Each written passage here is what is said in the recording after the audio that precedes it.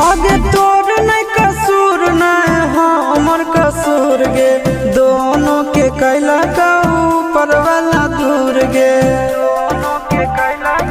ये सोना आगे तोर नहीं कसूर नहीं हमर कसूर गे, दोनों के कैला का ऊपर वाला दूर गे।